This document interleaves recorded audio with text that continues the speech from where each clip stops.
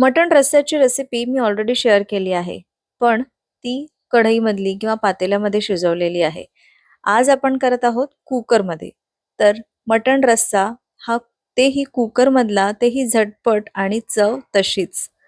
तर त्यासाठी मी एक मस्त अशी टिप शेअर करणार आहे, ज्यामुळे मटण जरी कुकरमध्ये शिजवलं तरी चव बदलणार नाही. जशी पातेल्यामध्ये लागते ना, पातेल्यामध्ये शिजवलेल्या मटणाची जी चव लागते आणि स्पेशली चुलीवर, आहाहा! तर तशी चव आपण कुकरमध्ये शिजवलेल्या या मटणाची पण लागणार आहे. तर चला रेसिपीला सुरुवात करूया. आणि आता गटारी अमावस्या येणार आहे. तुमच्याकडे भरपूर पाहुणे येणार असेल आणि झटपट मटण करायचं असेल तर कुकरमधली ही रेसिपी फक्त तुमच्यासाठी.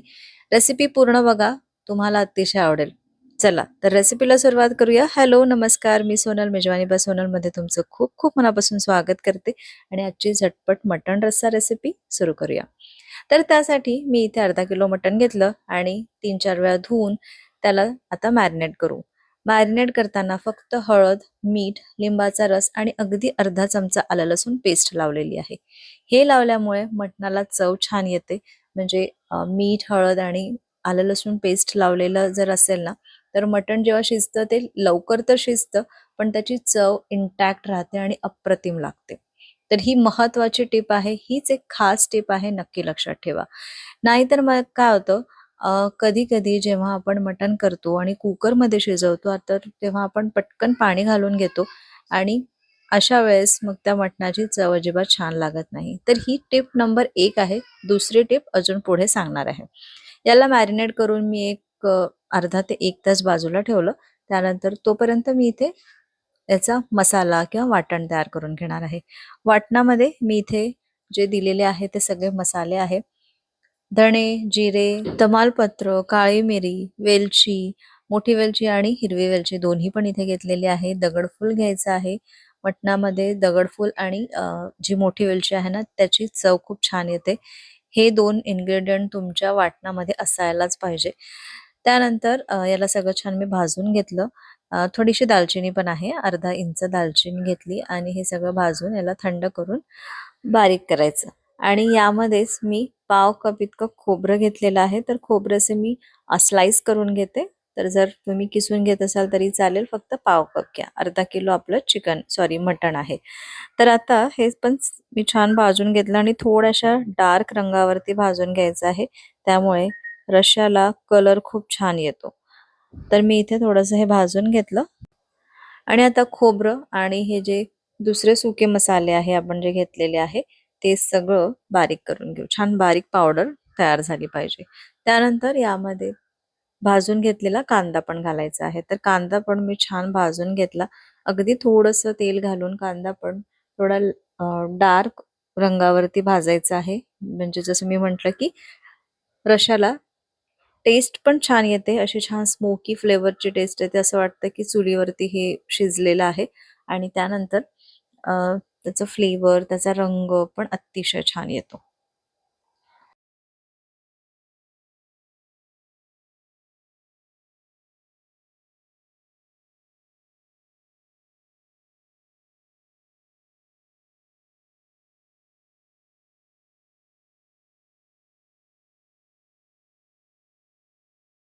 तर मी अगदी बारीक पेस्ट करून घेतली. छान वाटण तयार करून घेतलं, पण ते दाखवायचंच राहिलं. आता मी इथे कुकर घेतला आहे. मीडियम साइजचा कुकर आहे. माझा हा 2 लिटरचा कुकर आहे. त्यामध्ये ही भाजी आरामात होते. तर आता यामध्ये 3 टेबलस्पून तेल घेतलेलं आहे. 3 ते 4 टेबलस्पून घ्या किंवा तुमच्याकडे कितपत तेल खातात त्याप्रमाणे.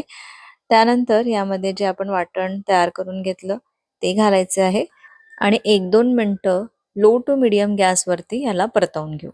हे बघा, 2 मिनिटं परतवून झालेलं आहे. आता यामध्ये 1 चमचा आला लसूण पेस्ट घालू आणि ती पण 2-3 मिनिटं छान परतवून घेऊ. इथे 2 मिनिटं परतवून झाल्यानंतर आलं लसूण पेस्ट आणि हा मसाला पण छान असा परतवून झालेला आहे. त्याला तेल सुटायला लागलेलं आहे, तुम्ही बघू शकता. आता यामध्ये आपल्याला सगळे सुके मसाले घालायचे आहे, जे आपण नेहमी घरात वापरतो तेच.